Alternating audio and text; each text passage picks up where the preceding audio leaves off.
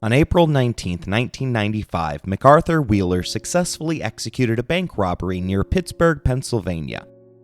He took one peculiar step in preparation for the heist. It wasn't securing a weapon or planning out a getaway route.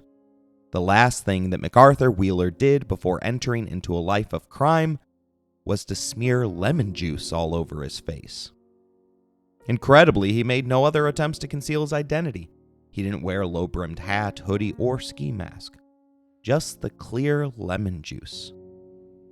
His rationale was rooted in the belief that lemon juice, commonly used as invisible ink, would render him undetectable, perhaps even invisible to the bank's cameras. Brimming with confidence, he even went so far as to grin at each camera he encountered during the heist. It was a smash and grab job, and Wheeler and his partner made it out of the bank with a mere $5,200 added to their piggy banks. It took less than 24 hours for the police to apprehend Wheeler, who reportedly was left utterly astonished when he was presented with the video evidence of his crime. The would-be robber was escorted to the squad car and overheard muttering in disbelief, "But I wore the juice."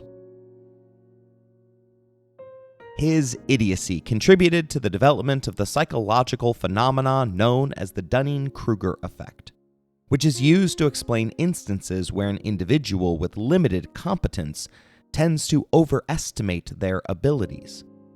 Of course, poor MacArthur Wheeler wasn't successful in his attempted robbery, while Hernán Cortés was quite triumphant in his conquest of the Aztecs. And yet I see a lot of similarities in the boldness of each man's actions. It just so happened that Cortez's juice worked.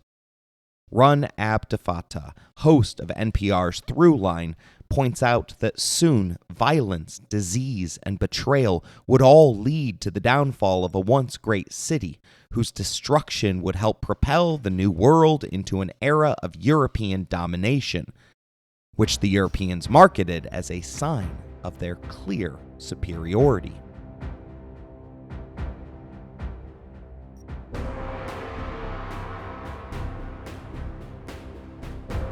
You're listening to Empires, Anarchy, and Other Notable Moments, a podcast designed for deep dives that assist in the teaching of history. This series focuses upon the New World conquests of the Conquistador Hernán Cortés. Episode number 4, the sacking of Tenochtitlán.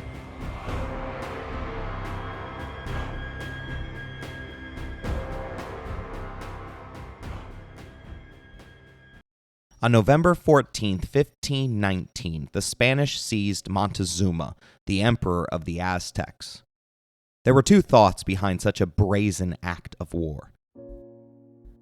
First of all, the Aztec emperor would know exactly where to locate the other hidden treasure rooms scattered throughout the city.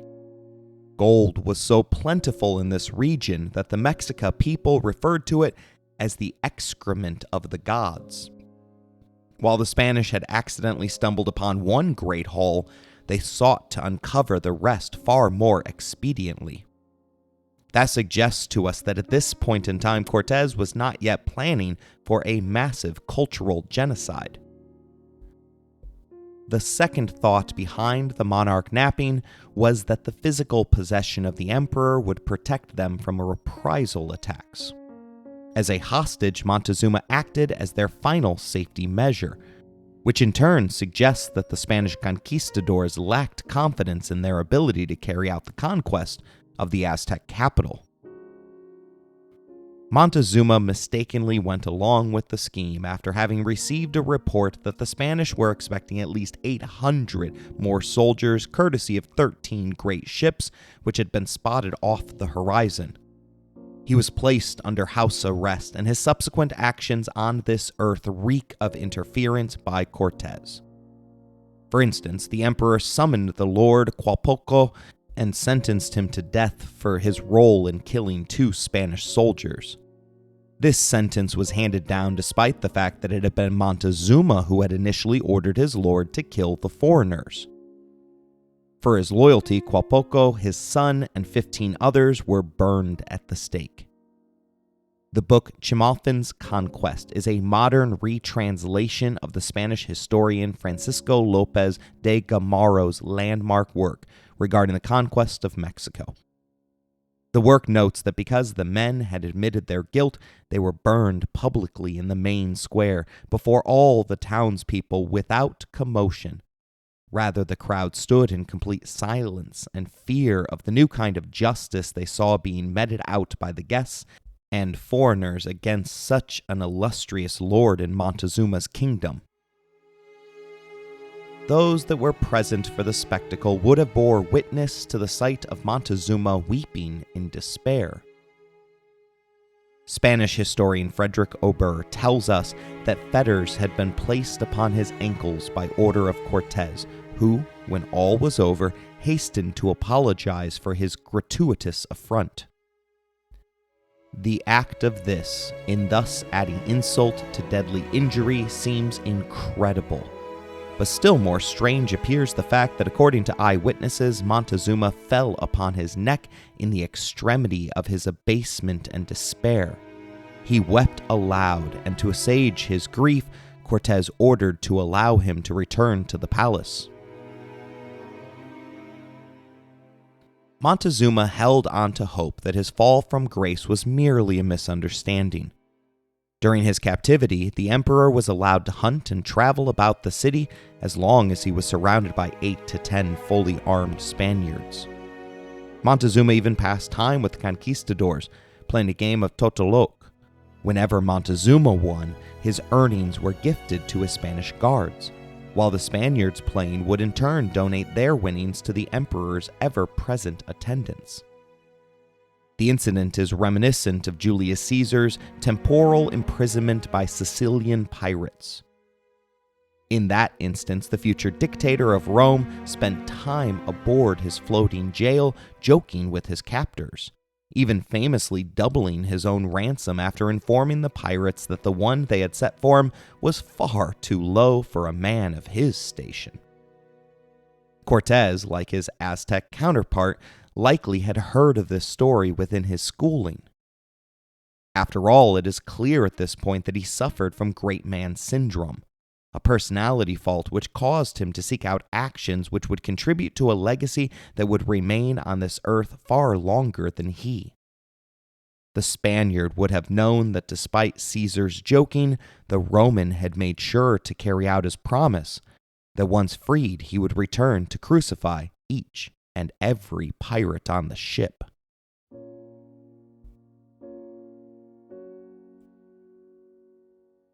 The captivity went on for months, leaving Tenochtitlan devoid of its leader of state. The top-down regimented system of government did not hold up well beneath the stress. Neither did its emperor, who developed a case of Stockholm Syndrome, which refers to prisoners who begin to relate to their captors. At one point, Cortés removed the shackles and told Montezuma that he could go free. But the Aztec resisted for fear that he had already lost all credibility with his own people. He honestly believed that if he were to return to them in shame, they would murder him. Within this frame of mind, the Spanish soldiers that constantly surrounded him had gone from the emperor's jailers to his imperial guards. Historian Frank McLynn tells us that during these tense months, life at Tenochtitlan entered a curious limbo. On the surface, the daily routine went on as normal, almost as if nothing untoward had ever happened. Cortés sent out many expeditions to uplift treasure from the Aztec gold mines. But under the surface, there were darker currents. Cacama, the king of neighboring Texcoco, moved into overt opposition to the Spanish and headed an incipient resistance movement until Cortés, always supremely efficient at espionage, found out about it and had him arrested. Facing increasing opposition, Cortés sped up his schemes to convince Montezuma to become a loyal vassal of Spain. The conquistador's efforts were designed to shield him from arguments that his acts in Mexico had been illegal. specifically against Cuban Governor Velázquez, who was still steaming that Cortés had begun his exploration against his mentor's wishes. In other words, it was to be his lemon juice that would conceal the illegality of his methods from the Spanish king's eyes. He spent long hours debating with his prisoner the merits of human sacrifice, something that would have to disappear if Spain ultimately restored Montezuma to his throne. During this time of internal dithering, divisions were said to have formed within Cortés's men, some of whom were eager to return to Europe with their riches. They had come for gold and had it in their hands, ready to spend. Had they discovered at this moment that their captain was siphoning vast amounts of treasure off the top, they likely would have risen against him in revolt.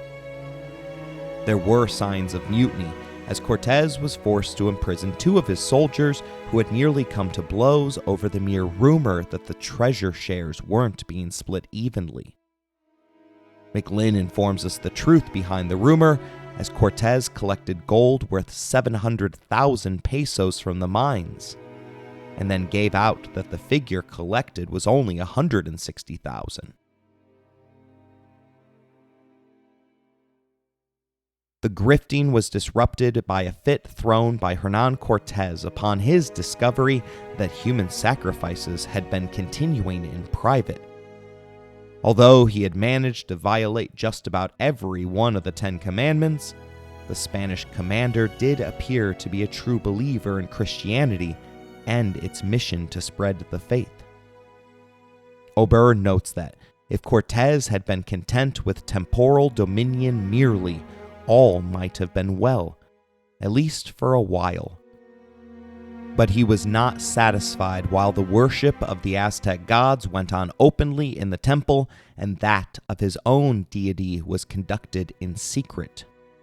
He forced Montezuma to remove the idols, but in consequence of this invasion of the temple by Cortés, the Aztec priests had received a message from their gods threatening to leave them entirely at the mercy of the invaders unless the latter were immediately put to death. The calendar had turned to March of 1520, and over the course of the prior 5 months, the Aztecs appear to have finally rediscovered their collective backbone. Still, it remained in their interest for the conquistadors to just leave. Forcing them out would come at the cost of their lives, something that the Aztecs valued far more than money. Montezuma didn't seem to care about the gold that the invaders so badly desired. He gave away the locations of his mines without a second thought, and when the Spaniards asked for enough carpenters to build a fleet destined to set sail for Europe, the emperor gleefully supplied the laborers and raw materials.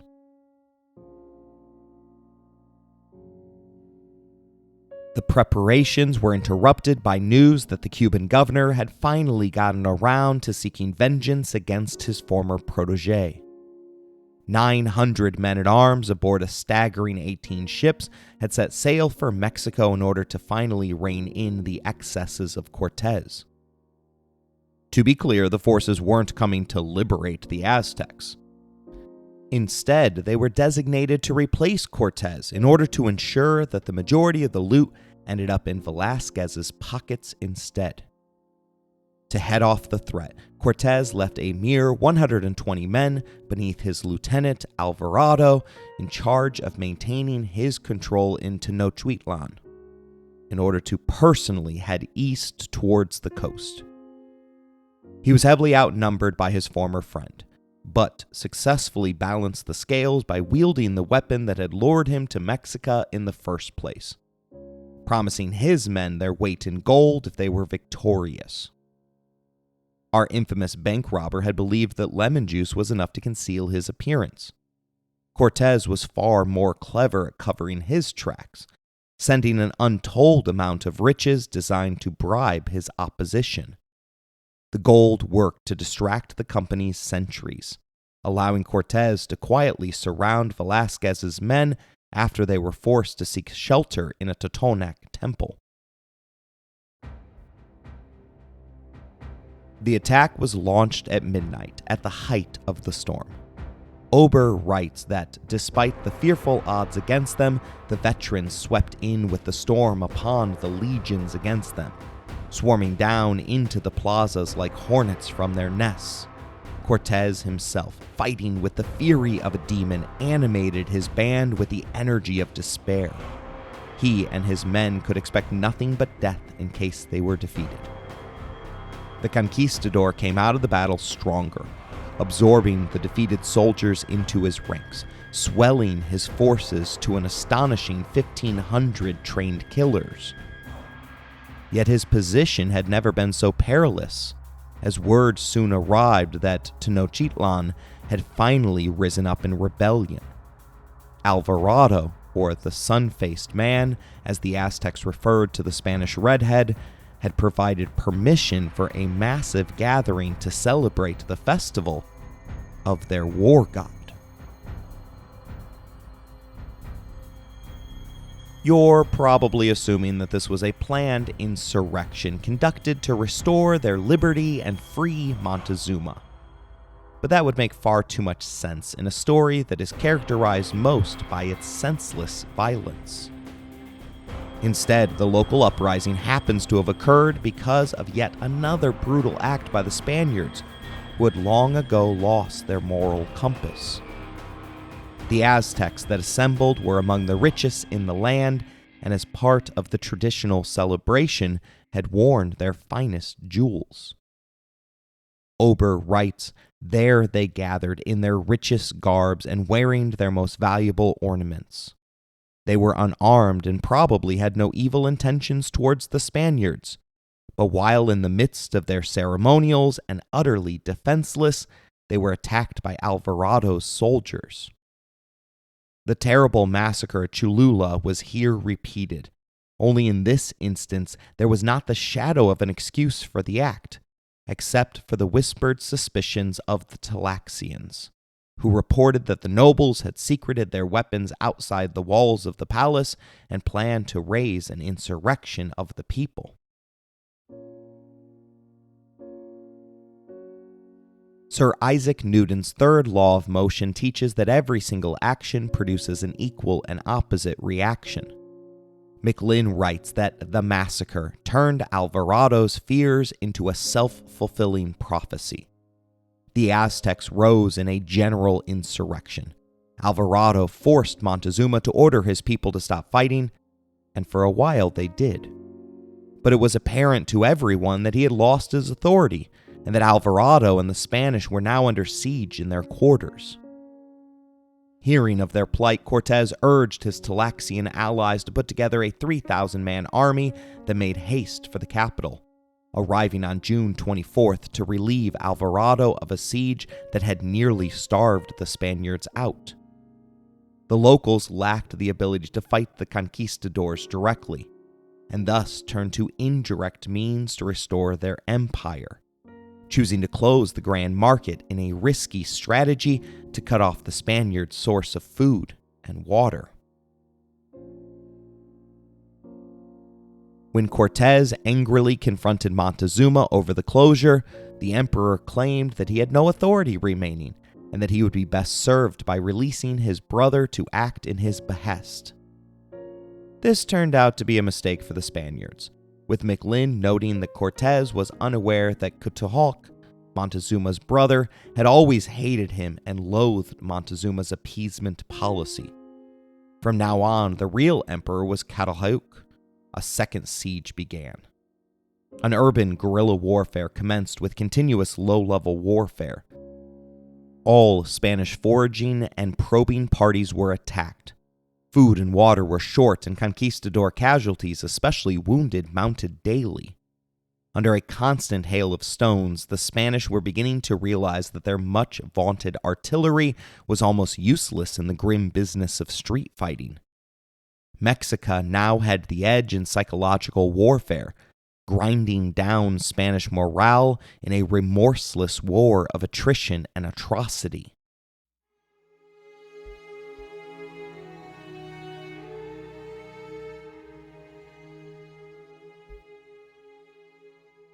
Tenochtitlan was a city of 300,000, while the Spaniards could only ever field 8,000. With their war god in the front of their thoughts, the Aztecs taunted their foreign overlords by loudly proclaiming that the stone of sacrifice is ready, the knives of Itzal are sharpened, the wild beasts of the temple are waiting to devour you. Cortés was wounded in the fighting to reclaim the Grand Temple, but fully aware that desperate times call for desperate measures, he lashed his shield to his wounded hand and continued fighting his way up the pyramid. Ober informs us that the gates were thrown open and the cavaliers charged into the square, but the pavements were now so slippery with blood that the horses fell repeatedly. The Spanish captain was nearly tossed down the steps of the pyramid as a makeshift sacrifice to the gods, but was able to shake off 2 men grappling with him in an attempt to toss him over the steep edge. The temple was retaken by the Spaniards on June 29th. The next day, Montezuma passed away from wounds which he had sustained after Cortés had compelled him to give a public speech beseeching the Aztecs to stop their futile resistance. Realizing that his rule was no longer sustainable, the conquistador ordered an exodus from Tenochtitlan. He had his men use portable bridges to traverse the unique geography of the city, taking advantage of the fact that the Aztecs did not like to fight at night. Departing at midnight, they were able to travel in peace until dawn broke, at which point a woman spotted them crossing the lake. McLynn tells us that almost immediately the fugitives heard the dreaded sound of the war drum on the summit of the Great Pyramid. Aztec warriors rushed to their canoes, and soon the lake was a seething cauldron of splashing blades as the pirogues shot like arrows towards the causeway. This time the Aztecs were striking to kill, not wound or capture. What followed became known as La Noche Triste, the Night of Sorrow. Ober informs us that those who were killed outright met the most merciful fate, for it was reserved for those who were made prisoners, whether wounded or not, to be sacrificed before the terrible war god. After the first alarm was given, the great serpent drum was silent for a space. Then its horrifying boom resounded again above all other sounds, at intervals, giving notice that upon the sacrificial stone was stretched a prisoner, whose palpitating heart was that instant being torn from his breast.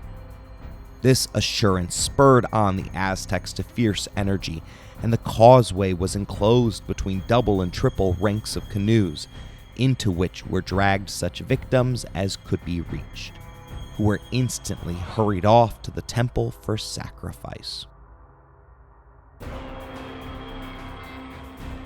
1/3 of Cortés's forces were thus destroyed, but the captain managed to escape. Counting themselves blessed, the survivors of La Noche Triste mourned the loss of all of their artillery, ammunition, and stolen treasure. Perhaps the greatest military loss, however, was the death of 67 out of their 90 horses. The complete and total defeat meant that Cortés would have to somehow manage a comeback without his greatest weapons. Unable to put distance between himself and the enemy, the two sides dug in their heels, with Carajayuk promising his people that he would be the emperor to rid the land of its foreign plague, while Cortés proclaimed to his men that he still intended to conquer Tenochtitlan. This was a mere setback in his mind, despite the fact that they were harried all the way to the coast, resulting in the further deaths of 60 of his 400 surviving soldiers. The Aztecs probably could have finished him off once and for all at Otumba, but for unknown reasons they reverted back to their traditional practice of fighting to capture rather than kill. McLynn tells us that Carajayuk demonstrated that he was not a mighty warrior after all. Not only had he ordered his men to take prisoners instead of unleashing the natural homicidal fury in evidence during La Noche Triste, But he had also made the elementary mistake of attacking mounted men in open country.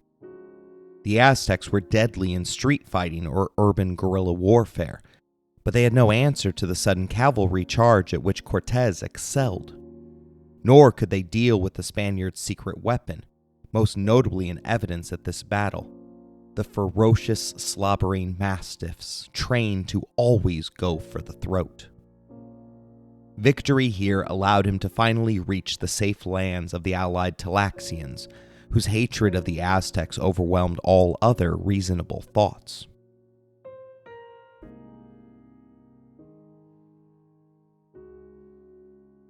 Assuming that the job was accomplished, the Aztecs returned to Tenochtitlan to celebrate the expulsion of the Spaniards. It was at this critical moment when disaster struck the indigenous peoples of the Americas in the form of smallpox. Professor Jared Diamond presents one of the highest estimates regarding the deaths of the indigenous peoples of America, writing in his masterpiece Guns, Germs, and Steel that as many as 95% of the pre-colonial deaths were due directly to European diseases. Smallpox was the worst of many viruses that the Spaniards unwittingly carried across the sea. Experts aren't sure where the virus originated from, but its presence as far back as 1500 BCE near agricultural communities makes us believe that it was a zoonotic disease that jumped from a domesticated animal. Historically speaking, it is the world's deadliest virus, despite the fact that it was successfully eradicated in 1980 after a worldwide vaccination campaign. In its heyday, the inhaled virus had caused fever, vomiting, and a rash, which would cover the body with fluid-filled blisters. Survivors were left with pox scars for the rest of their lives, resulting in a number of European royal portraits in which the monarch is covered in what appears to be white paint as cover-up for the telltale signs of smallpox.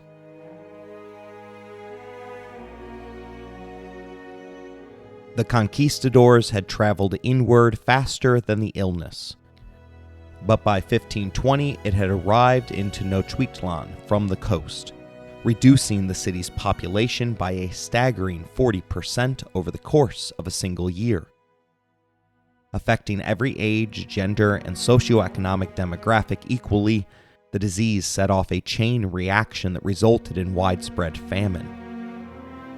PBS NewsHour points out that the native peoples of the Americas, including the Aztecs, were especially vulnerable to smallpox because they'd never been exposed to the virus and thus possessed no natural immunity. Warriors were struck down by Spaniards and the pox, resulting in their replacement by conscripted citizens. But that created gaps within the interconnected economy of the empire. Soon, worker shortages prevented the distribution of goods and services, while society broke down over legitimate fear of contracting the mysterious malady that was running rampant throughout their neighborhoods. The book Chinampan's Conquest explains how disease resulted in the societal collapse of the Aztecs, noting that it is a miracle for a man to survive smallpox. Those who remained alive were so pockmarked from scratching the many large holes that opened on their faces, hands, and bodies that they gave others a great fright. Hunger overtook them, not so much for bread as the flour. Because they have no mills or bakeries, women simply grind their grain between two stones and cook it. When the women fell ill with smallpox, bread became scarce and many people died from hunger. The dead bodies stank so much that no one would bury them, and they filled the streets. And so they would not throw the bodies out into them. They say the authorities toppled the houses over the dead. A Franciscan monk who accompanied Cortés detailed the effects for us in real time, describing the natives dying in heaps, like bedbugs. In many places it happened that everyone in a house died, and as it was impossible to bury the great numbers of the dead, they pulled down the houses over them, so that their homes became their tombs. No one was protected, including the newly crowned emperor, who succumbed to the microbes a month after the expulsion of Hernán Cortés. McLynn writes that as the smallpox was making inroads on the Mexica population, all this time the Aztecs were growing weaker and the Spanish stronger. That doesn't mean that they didn't clash, however, as they hunted Cortés for the rest of the year through Tlaxcalan territory. Not wanting to risk a head-on confrontation, the pursuing forces attempted to divert a lake in order to create a mini tsunami that would wash the Spanish curse from their land once and for all. Unfortunately, faulty intelligence meant that their efforts had flooded the wrong campsite. It turned out to be the last chance for the Aztecs to rid themselves of the menace that was Hernán Cortés.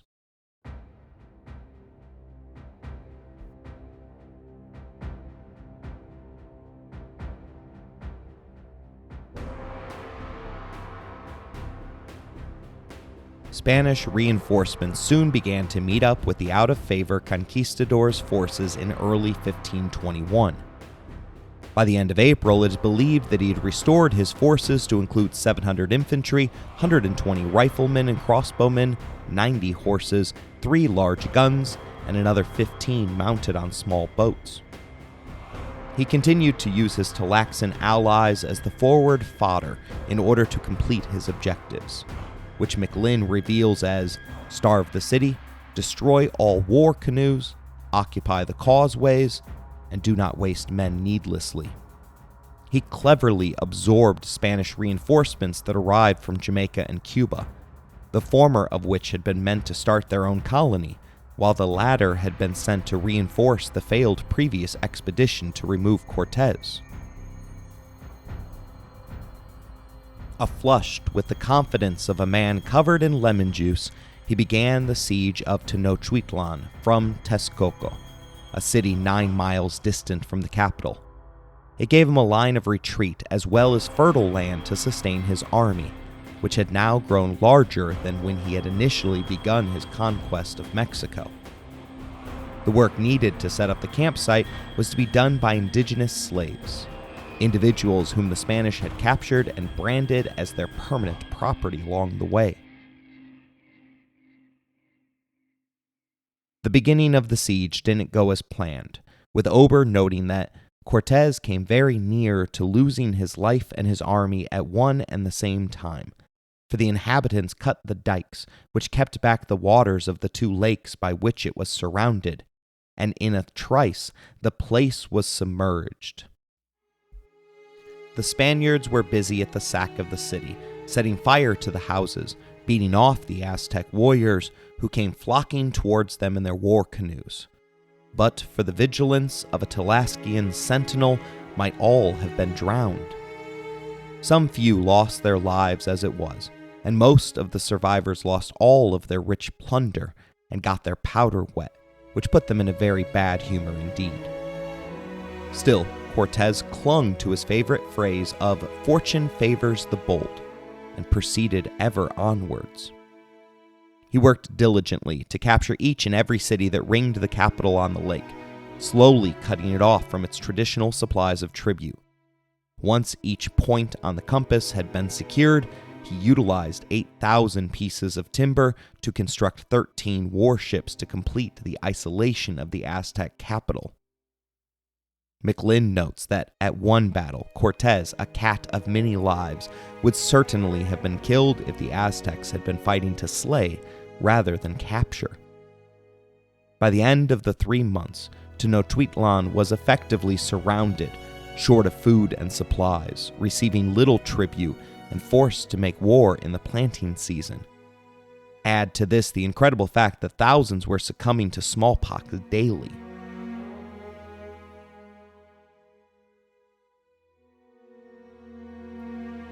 By June, Cortés controlled the lake, and the 18-year-old nephew of Montezuma, who had ascended to the throne, was forced to call the Aztec women to arms. After finally reaching the inner causeways to the city, the Spaniards were forced to gaze upon their countrymen who had been previously captured, and subsequently sacrificed high up in temples that were designed to draw one's attention. Throughout the capital city, parts of their bodies had been placed on display, including the stretched skins of their faces still with their beards attached, tanned like leather, and hung around the altars, while the walls were smeared with their blood. The process of sacking the city was slowed down by Cortez's insistence to return to his base camp each evening.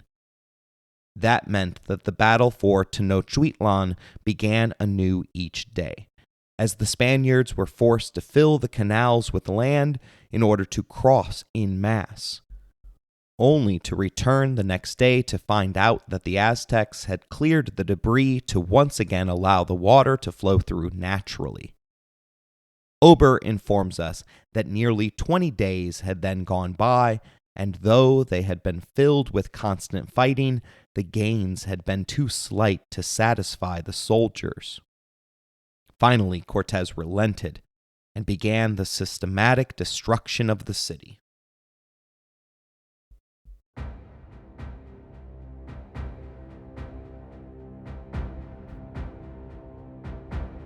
The destruction of a city is a horrific experience, one that Hernán Cortés had hoped to avoid. Even in modern times, it is extremely difficult to level a metropolis. It wasn't until World War II that aerial bombing reached its apex, resulting in the destruction of Dresden, Germany, and Tokyo, Japan. Still, the originators of the first aerial bombardment, an 1849 Austrian pilotless hot air balloon attack against Venice, Italy, could never have imagined the destructive power that came with the invention of the atomic bomb. Nagasaki and Hiroshima witnessed the immense power of one weapon whose use resulted in the bomb's creator proclaiming, "I am death." 500 years before the Manhattan Project, the conquistadors had to do it the hard way, clawing his way forward through the city. McLynn writes that Cortés ultimately realized with some sadness that, in the words of a famous phrase from later history, he would have to destroy the city in order to save it. The sadness was not so much for the architectural splendor of Tenochtitlan as for his own credibility. He had wanted to deliver a beautiful city to the agents of Charles V of Spain, but now faced the reality that he would hand over merely a smoking ruin.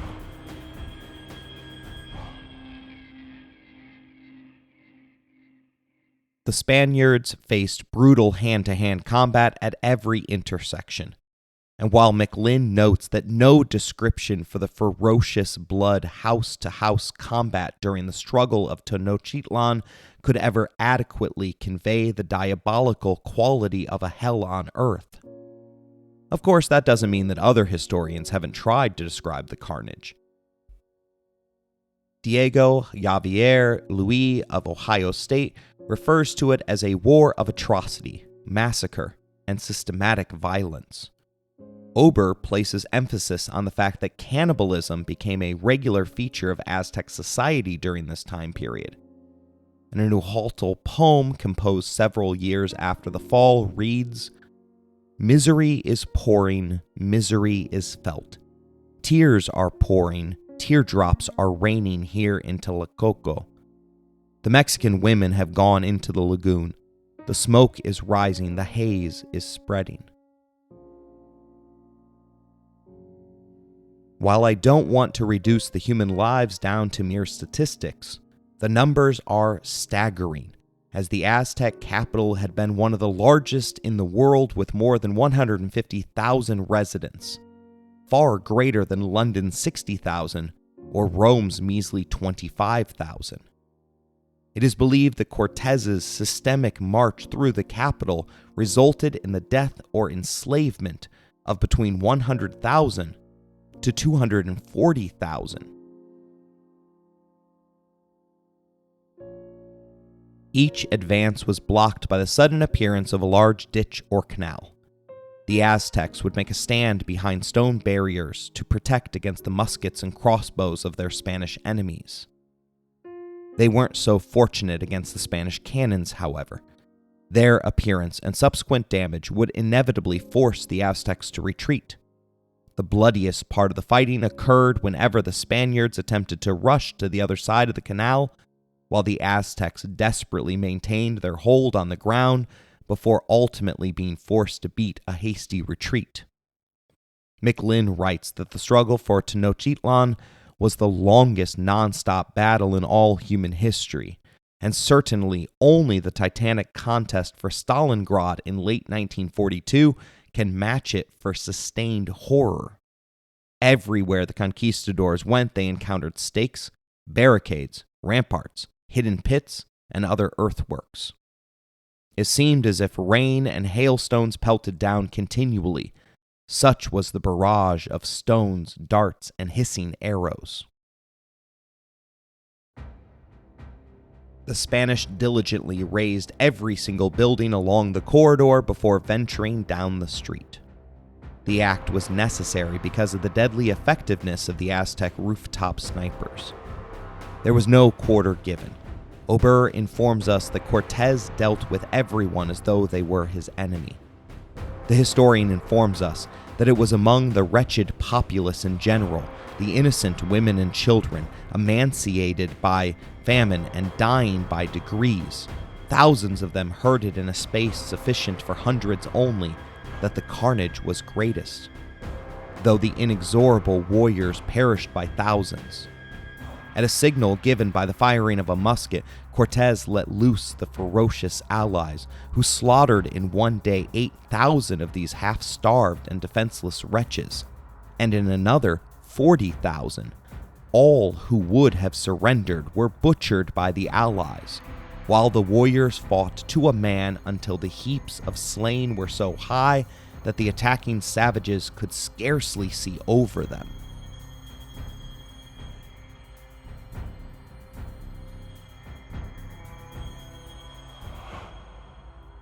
Cortés was at the forefront of everything, regularly revealing himself to freshly disturb the defenders, who would immediately fly into a rage upon sighting the leader of the Spaniards. Every soldier beneath his command that was unfortunate enough to be captured was taken to the centermost temple in order to be freshly sacrificed to the Aztec war gods. Tiring of the ongoing constant struggle, Cortés overruled his own captains on June 30th to launch an assault on the main square of the city. Nearly 1 year to the date of the infamous Night of Tears, his raid went disastrously wrong. In fact, it went so poorly that Cortés blatantly lied about the decision within his memoirs, claiming that he had from the beginning opposed the idea. He split his main forces in an attempt to trap his enemies within a classic pincher movement, but the streets in his portion of the city were far narrower than what the Spaniards had become used to during their slow march forward. Faced with heavy opposition, he soon abandoned his plan and attempted to backtrack in order to reconnect to his main forces. But the Aztecs had managed to cut them off by creating a large breach in the causeway. The sudden gap in the city's foundation put water at the back of Cortés's second force, pinning them down. McLynn writes that Alderate's men suddenly found themselves being tipped into the water as the fresh breach created widespread chaos. Unable to use their horses or guns in the crowded streets, the Spanish were trapped, and quickly grasping their advantage, the Aztecs jumped into their canoes and paddled around to the rear of the conquistadors. As on La Noche Triste, Cortés tried to help the beleaguered contingent, and on this occasion too came within a whisker of being taken by the enemy. Only the usual Aztec insistence on capturing rather than killing saved him. 52 conquistadors and perhaps 2,000 Tlaxian allies were captured in the fray. The survivors would have been forced to watch from a distance as their comrades were compelled to dance before the foreigners' idols. They might have been able to look away while their friends were thrown upon the altar to have their still beating hearts ripped out of their chests. but they wouldn't have been able to avoid hearing the telltale drums that accompanied each ceremony. Likewise, they wouldn't have been able to hide from the horrific screams of the victims, the exhilaration of the locals, or the crunching sounds that the newly deceased made as their bodies were hurled down the pyramid steps.